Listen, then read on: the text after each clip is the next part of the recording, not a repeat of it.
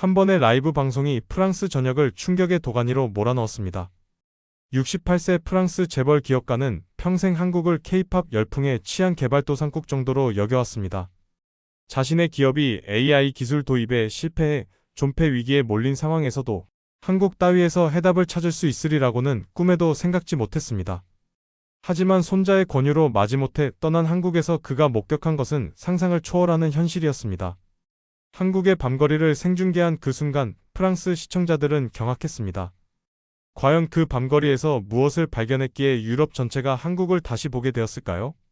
68년을 살면서 저는 프랑스가 세계 최고의 문화 강국이라고 믿어 의심치 않았습니다. 파리의 루브르 박물관, 베르사유 궁전, 그리고 우리의 깊이 있는 예술 전통들 말이죠. 하지만 최근 제가 운영하는 기업에서 심각한 문제가 발생했습니다. 40년간 성공적으로 이끌어온 제조업체가 급변하는 AI 기술 시대에 뒤처지게 된 것입니다. 새로운 자동화 시스템 도입 프로젝트는 연달은 기술적 난관에 부딪혔고 젊은 경쟁 업체들이 하나둘 우리를 앞서가기 시작했습니다. 68세의 나이에 이런 위기를 맞게 될 줄은 꿈에도 몰랐습니다.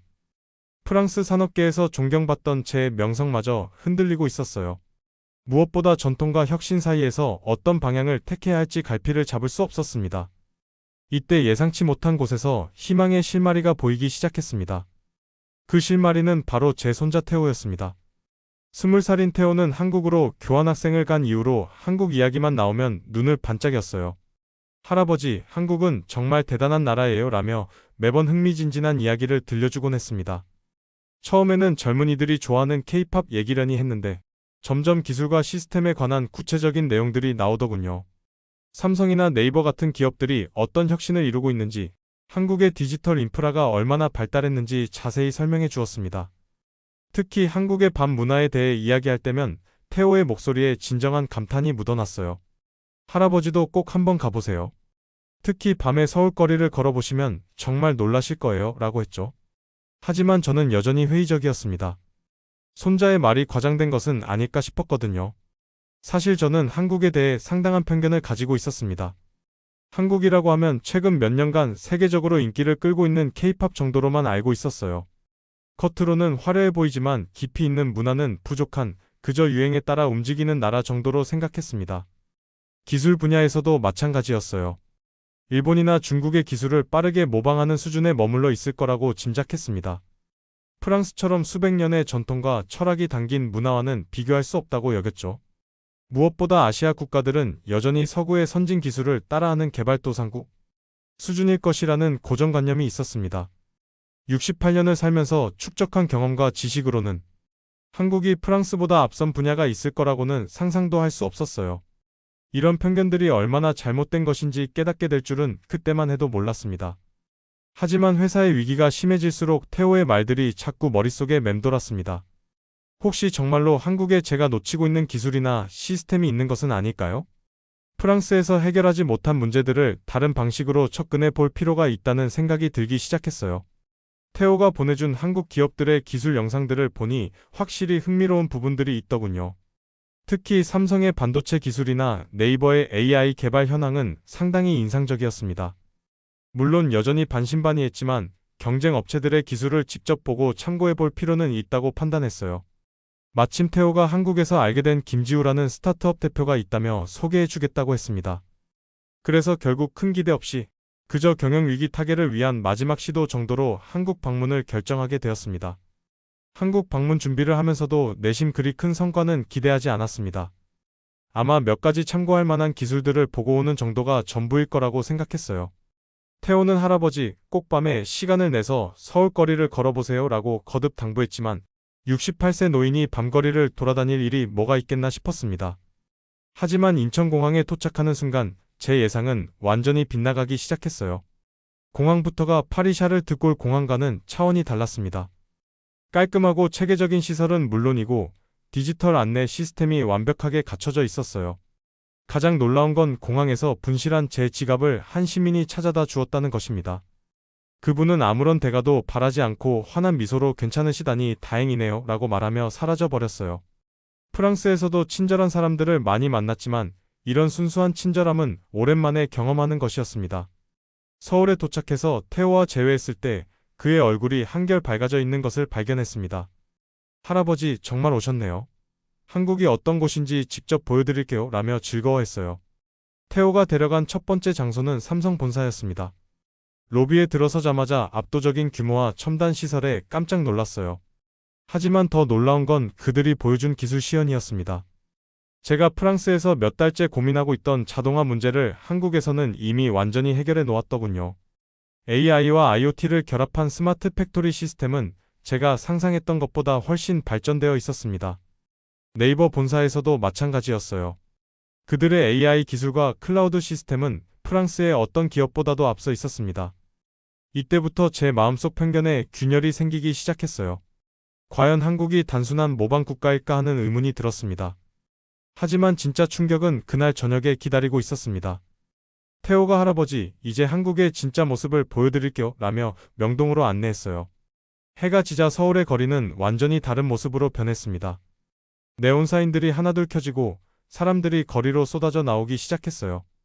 68세 노인의 눈에도 이 광경은 장관이었습니다. 하지만 뭔가 다른 나라의 밤거리와는 분위기가 달랐어요. 질서정연하면서도 활기차고 무엇보다 안전해 보였습니다. 태호의 친구 소피아도 합류했는데 그녀는 한국 문화를 전 세계에 알리는 유튜버라고 자기소개를 했어요. 할아버지, 혹시 라이브 방송 해보실래요? 라고 제안하더군요.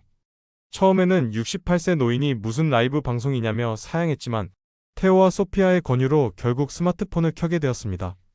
제 인생에서 가장 운명적인 순간이 시작된 거였죠. 라이브 방송을 시작하자마자 예상치 못한 일들이 벌어졌습니다. 새벽 1시인데도 거리에는 여전히 많은 사람들이 북적거리고 있었어요. 포장마차에서 라면을 먹는 사람들, 치킨을 주문하는 젊은이들, 심지어 아이스크림을 파는 상점까지 문을 열고 있었습니다. 지금이 정말 새벽 1시가 맞나요? 라고 카메라에 대고 물어봤더니 프랑스에서 접속한 시청자들이 댓글로 놀라움을 표현하기 시작했어요. 가장 충격적인 건 안전 문제였습니다. 새벽 시간임에도 불구하고 여성들이 혼자서 자유롭게 돌아다니고 있었거든요. 프랑스에서는 상상할 수 없는 일이었습니다. 모든 상점에서 카드 결제가 가능했고 와이파이도 무료로 제공되었어요. 배달 오토바이들이 밤새도록 음식을 배달하러 다니는 모습도 신기했습니다. 이런 시스템이 실제로 작동하고 있다는 것이 믿어지지 않았어요. 라이브 시청자 수가 급격히 늘어나면서 프랑스 전역에 관심이 집중되기 시작했습니다. 그 순간 제가 평생 가지고 있던 편견이 완전히 무너져 내렸습니다. 한국은 제가 생각했던 것과는 정반대의 나라였어요. K-팝만에 겁먹던 나라가 아니라 시민들의 삶의 질을 위해 모든 시스템이 완벽하게 갖춰진 미래형 국가였습니다. 새벽 2시가 넘어도 안전하게 거리를 돌아다닐 수 있고 언제든지 필요한 걸 주문할 수 있으며 모든 결제가 간편하게 이루어지는 도시였어요. 태호의 친구 김지우도 나타나서 한국의 디지털 인프라는 시민들의 편의를 위해 만들어진 것이라고 설명해 주었습니다. 이때 깨달았어요. 한국은 단순히 기술을 모방한 게 아니라 시민들이 진정으로 필요로 하는 것들을 중심으로 자신들만의 시스템을 구축한 거였습니다. 라이브 방송 중에 이런 깨달음을 털어놓자 프랑스 시청자들도 함께 놀라워했어요. 정말 한국이 이런 나라였나요? 라는 댓글들이 쏟아졌습니다. 제 자신도 68년 인생에서 이렇게 큰 편견을 깨뜨린 경험은 처음이었습니다. 이 경험을 통해 저는 완전히 새로운 깨달음을 얻었습니다. 진정한 선진국이란 오래된 전통만으로 만들어지는 게 아니라는 것을 알게 되었어요. 한국의 강점은 시민들의 실생활에 직접 도움이 되는 실용적인 시스템을 구축한 데 있었습니다. 프랑스가 자랑하는 문화적 전통도 소중하지만 시민들의 일상을 편리하고 안전하게 만드는 것도 그에 못지않게 중요하다는 걸 깨달았어요. 한국의 기술력은 단순한 모방이 아니라 자신들의 필요에 맞게 창조적으로 발전시킨 독창적인 것이었습니다. 특히 24시간 배달 시스템, 완벽한 교통정보 제공, 안전한 밤문화 등은 다른 나라에서는 볼 수 없는 한국만의 독특한 장점들이었어요. 라이브 방송을 통해 이런 모습들을 프랑스에 실시간으로 전하면서 저 자신도 한국에 대한 완전히 새로운 관점을 갖게 되었습니다. 무엇보다 이런 시스템들이 하루아침에 만들어진 게 아니라 오랜 시간에 걸쳐 시민들의 필요를 반영하며 발전해온 결과라는 점이 인상적이었어요. 이제 저는 프랑스로 돌아가서 한국에서 본 것들을 적극적으로 알리고 도입해야겠다고 결심했습니다. 제가 운영하는 기업의 문제도 한국의 시스템을 참고하면 해결할 수 있을 것 같았어요. 무엇보다 프랑스 사람들이 한국에 대해 갖고 있는 편견들을 바로잡고 싶었습니다. 라이브 방송이 끝날 무렵 시청자 수가 10만 명을 넘어섰을 때 저는 확신했어요. 이 경험을 단순히 개인적인 깨달음으로 끝낼 게 아니라 프랑스와 한국 사이의 진정한 교류의 출발점으로 만들어야 한다고 말이죠. 태호가 할아버지가 한국을 정말 제대로 알아봐 주셔서 너무 기뻐요 라고 했을 때 저는 손자에게 고마움을 느꼈습니다. 동시에 김지우가 제안한 비즈니스 협력 방안들도 진지하게 검토해 보기로 했어요.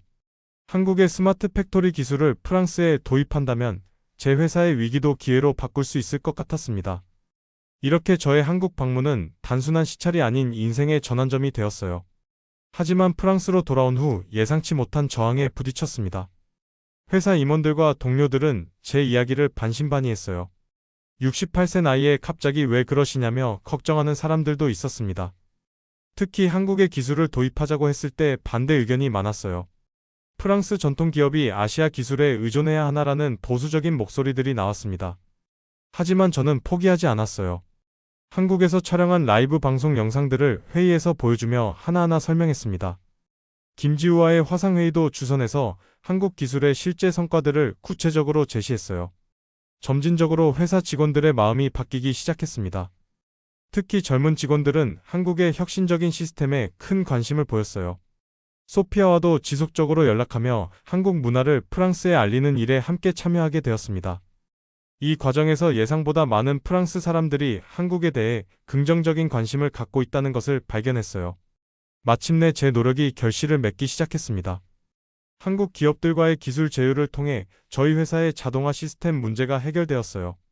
더 나아가 프랑스-한국 산업 협력의 새로운 모델을 만들어내게 되었습니다. 제가 촬영한 한국 라이브 방송은 프랑스 언론에서도 큰 화제가 되었고, 많은 프랑스 기업들이 한국과의 협력에 관심을 보이기 시작했어요. 태호는 한국에서 학업을 마치고 돌아와서 저희 회사의 한국 사업 담당자가 되었습니다. 김지우와 함께 프랑스-한국 청년 교류 프로그램도 만들어서 운영하고 있어요.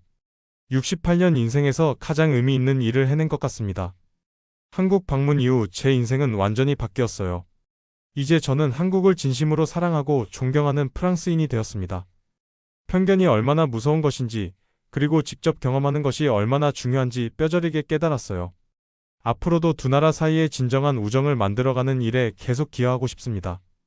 한국이 보여준 따뜻함과 혁신 정신을 평생 잊지 못할 것입니다.